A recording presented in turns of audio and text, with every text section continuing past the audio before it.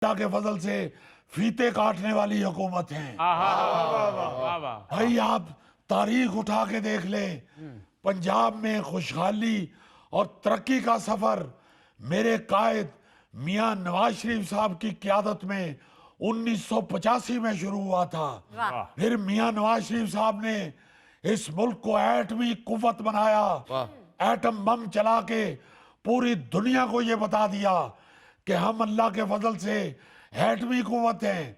मगर मियां साहब अक्सर सियासतदान कहते हैं कि एटम बम चलाने पे हमने बहुत जोर दिया था। भाई ये जितने भी ऐसी बातें करने वाले लोग हैं, ये तो शादी पे सेबे वाला बम चले तो कानों में उंगलियां ठोंस लेते हैं।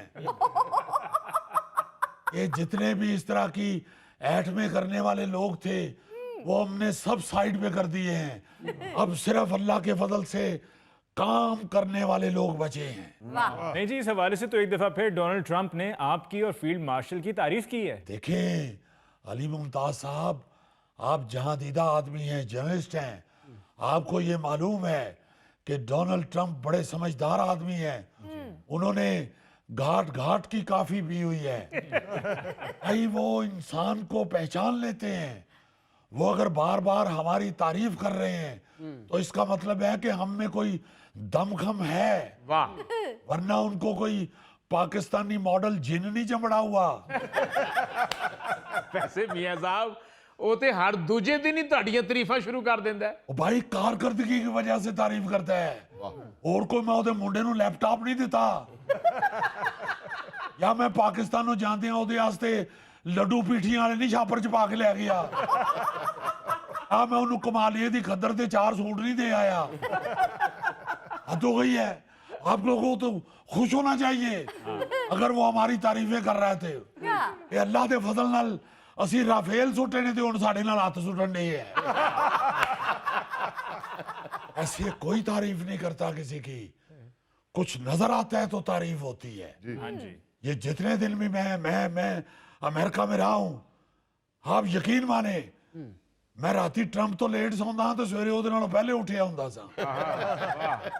बल्कि वो मुझे देख के हैरान हो जाता था कि मियां साहब आप तो उसी तरह ही फिर रहे हैं।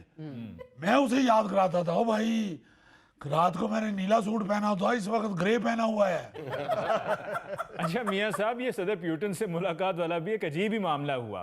उन्होंने आपको 40 मिनट इंतजार करवाया और फिर आप खुद उठकर उस कमरे में चले गए जहां पर वो मौजूद थे। जी हाँ अली मुमताज साहब, मैंने तो वहां बैठे बैठे गूगल से देखा कि इसने तो दुनिया का कोई हुक्मरान नहीं छोड़ा जिसे इंतजार ना करवाया हो, बल्कि इसने तो बरतानिया के शाही खानदान को भी इंतजार करवाया हुआ है। बस फिर मेरा अंदर का शहबाज शरीफ जाग पड़ा और मैं दरवाजा खोल के अंदर घुस गया और अंदर ये तुर्किया के सदर के साथ बैठे हुए थे। मैं जाके दरमियान वाली कुर्सी में बैठ गया और मैंने कहा देखो अगर तुम शेर हो तो मैं सवा शेर हूँ। नहीं यकीन तो तकड़ी मंगा ला, भावे तकड़ी मंगा ला। Very good. मैंने कहा आपको अगर जुडो कराटे आते हैं तो मैं कुछ ना था पहलवान आया है। अच्छा मियां साहब, ये जूडो कराटे से याद आया कि आपने अंडर 19 एशिया कप की फातेह टीम के खिलाड़ियों से मुलाकात की और तमाम खिलाड़ियों में 1-1 करोड़ रुपया इनाम का ऐलान किया।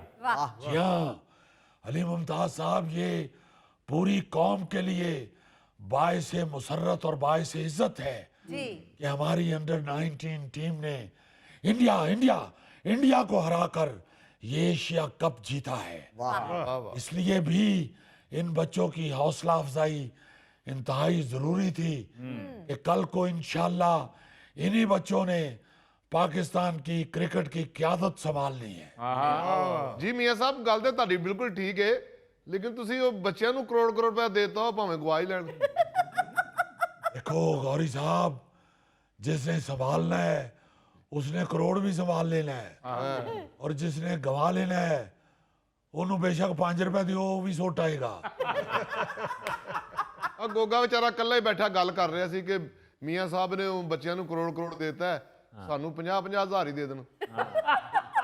ਇਹਨੂੰ ਕਿਉਂ ਦਈਏ 50,000? ਇਹ ਤੇ ਉਹਨਾਂ ਲੋਕਾਂ 'ਚ ਸ਼ੁਮਾਰ ਹੁੰਦਾ ਜਿਹੜੇ 500 ਵੀ ਗਵਾ ਆਂਦੇ ਨੇ। बस मियां साहब ਇਹਦੀ ਤੇ ਹਰ ਚੀਜ਼ ਤੇ ਹੀ ਨਜ਼ਰ ਹੁੰਦੀ ਏ। ਇਹਨਾਂ ਦੇ ਪਿੰਡ ਮੱਝ ਮਰ ਗਈ ਹੈ ਤੇ ਉਹਨਾਂ ਨੂੰ ਜਾ ਕੇ ਕਹਿੰਦਾ ਮੈਨੂੰ ਇਹਦੀ ਖੱਲ ਲਾ ਲੈਂਦੇ। ਮੀਆਂ ਸਾਹਿਬ ਮੱਝ ਮਰੀ ਏ, ਖੱਲ ਤਾਂ ਨਹੀਂ ਨਾ ਮਰੀ। ਮੈਂ ਉਹਦਾ ਕੋਟ ਸੰਭਾਲ ਲਿਆ ਸੀ ਜੀ।